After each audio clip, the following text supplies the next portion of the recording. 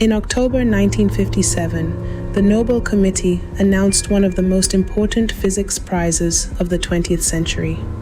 Newspapers around the world carried the story. Two physicists had overturned one of the oldest assumptions in science. Their names were celebrated. Their achievement was described as revolutionary, and it was.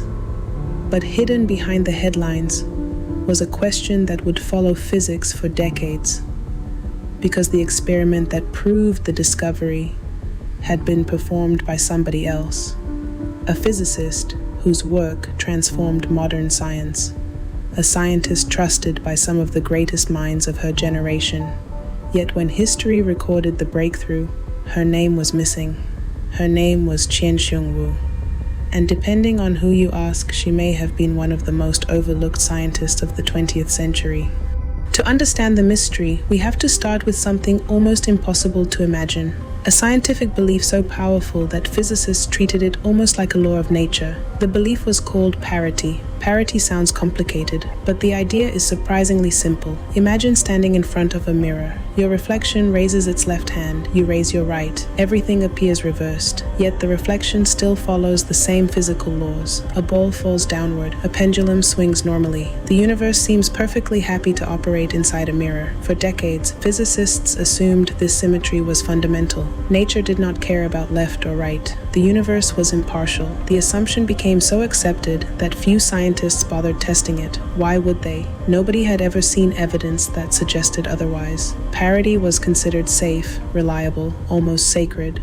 Then the cracks began to appear. Deep inside the strange world of particle physics, researchers encountered results they could not explain. Certain particles behaved oddly. Experiments produced contradictions. Measurements refused to cooperate. The discrepancies were small, but they were persistent, like fingerprints left at a crime scene. Most scientists ignored them, but two physicists became obsessed. Their names were Tsung-Dao and Chen-Ning. The pair examined years of experimental data. The more they looked, the more uncomfortable they became. Eventually, they reached a startling conclusion. Nobody had ever properly tested whether parity was actually conserved during weak nuclear interactions. The assumption existed, the proof did not. For decades, physicists had trusted a rule nobody had fully verified. It was an astonishing realization, and if Li and Yang were correct, an entire pillar of modern physics might collapse overnight. But theoretical suspicion is not scientific proof. Physics is filled with beautiful ideas that turned out to be wrong. Theories can inspire, experiments decide. Li and Yang needed evidence, extraordinary evidence, the kind capable of overturning decades of scientific certainty. And for that, they needed an experimental physicist unlike any other. By the 1950s, Chien-Shiung Wu had already earned a remarkable reputation. Born in China in 1912, she grew up in a family that believed education should be available to everyone, including girls. That belief was not common at the time. Her father encouraged curiosity, he encouraged questions, and he encouraged independent thinking. Those values would shape the rest of her life. As a young student, Wu displayed extraordinary talent. She excelled academically. Eventually, she traveled to the United States to pursue advanced studies in physics. The journey transformed her future, but it also came with obstacles. She was an immigrant, she was Chinese, and she was entering a field overwhelmingly dominated by men. None of that stopped her. At the University of California, Berkeley, Wu quickly impressed some of the most respected physicists in America. Her work was meticulous, her measurements were precise, her attention to detail bordered on legendary. Colleagues learned something important. If Wu reported a result, people listened, because she was usually right. Her reputation continued growing throughout the 1940s. During World War II, she contributed to research connected to uranium enrichment and nuclear science. Some historians have described her as one of the most important experimental physicists working in America during that era. Yet, unlike many scientists, she rarely sought attention. She focused on the work. The laboratory became her world, and eventually that dedication earned her something more valuable than fame: trust. So, when Li and Yang needed someone capable of testing one of the boldest theories in modern physics, they turned to Wu. There was a reason. If anyone could find the truth, it was her. But proving parity violation would not be easy. In fact, it would require one of the most demanding experiments ever attempted. The challenge centered around radioactive cobalt-60. Wu's idea was elegant. If parity truly existed, radioactive particles should emerge in symmetrical patterns. If parity failed, asymmetry would appear, simple in theory, nightmarish in practice. The atoms needed to be cooled to temperatures barely above absolute zero, nearly minus 273 degrees Celsius. The instrumentation required extraordinary precision. Tiny errors could ruin months of work. Even obtaining reliable measurements pushed the limits of available technology. Yet Wu moved forward, carefully, methodically, relentlessly. Weeks became months. The experiment grew increasingly complex. Researchers worked long hours. Calculations were checked repeatedly. Equipment was adjusted and recalibrated. Every variable had to be controlled.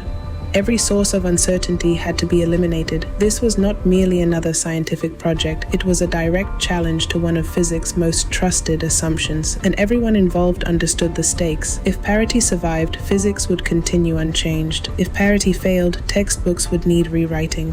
Then the data arrived. At first, nobody wanted to believe what they were seeing. The asymmetry was unmistakable. Particles preferred one direction. The mirror image did not match reality. Nature itself appeared to distinguish left from right. The result was astonishing. Parity was not a universal law. One of the foundations of 20th century physics had collapsed. News spread rapidly. Physicists around the world immediately grasped the significance. Scientific journals rushed to publish analyses. Universities organized discussions. Researchers began re-evaluating decades of assumptions. The discovery was not simply important, it was revolutionary. Some physicists later described it as one of the greatest experimental achievements of the century. And at the center of that achievement stood Chien-Shiung Wu. Then came the Nobel Prize, only months later. An unusually rapid decision. The Nobel Committee recognized the importance of the discovery immediately. The award went to Li and Yang, the theorists, the men who had proposed the possibility. But not the scientist whose experiment convinced the world, not the physicist whose measurements transformed suspicion into certainty, not Chien-Shiung Wu. The omission shocked many scientists. Questions emerged almost immediately. How could the theory be honored while the experiment remained unrecognized? Could the discovery even exist without Wu's work? Supporters of the Nobel decision argued that theory had driven the breakthrough. Critics disagreed. Science depends on evidence, and evidence had been Wu's contribution. The debate never truly ended. Even today, historians continue discussing whether one of the most significant Nobel omissions occurred in 1957. The controversy becomes even more striking when viewed through a broader historical lens. Wu was not the first female scientist to face questions about recognition, nor would she be the last. Throughout the 20th century, women repeatedly contributed to major scientific discoveries while receiving less attention than their male colleagues. Sometimes the reasons were obvious, sometimes they were subtle: institutional barriers, professional networks, cultural assumptions. The effects accumulated, and many historians believe Wu's story became part of that larger pattern. Yet what makes her story remarkable is that she refused to let disappointment define her career. She continued producing influential research. She became a professor, a mentor, a leader, an advocate for women in science. Her reputation grew internationally. Awards accumulated, honors followed, universities invited her to speak, students admired her, scientists respected her. Eventually, she became known as the First Lady of Physics, a title reflecting the extraordinary influence she had earned, not through publicity, not through controversy, but through decades of exceptional work. Today, physics textbooks acknowledge the Wu experiment as one of the defining moments in modern science. Her name appears where it belongs, alongside one of the most important discoveries of the 20th century. But the lingering question remains: what if history had stopped in 1957? What if later generations had never revisited the story? Would we remember her, or would one of physics' greatest experimental achievements remain attached only to the names that received the prize? Perhaps that is why Chien-Shiung Wu's story continues to resonate, because it forces us to confront an uncomfortable reality.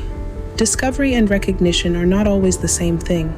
History does not simply record events, History chooses what to remember, and sometimes it chooses poorly. The universe revealed one of its deepest secrets because Chien-Shiung Wu was willing to test what everyone else assumed was true. She challenged certainty, she trusted evidence, and she changed physics forever. Yet when the spotlight arrived, it stopped just short of her name. History eventually corrected itself, but only after decades had passed, and that is why Chien-Shiung Wu remains one of the most fascinating forgotten brains. Not because she lacked recognition, but because she earned far more than she received. And because one of the greatest scientific revolutions of the 20th century cannot be told honestly without telling her story.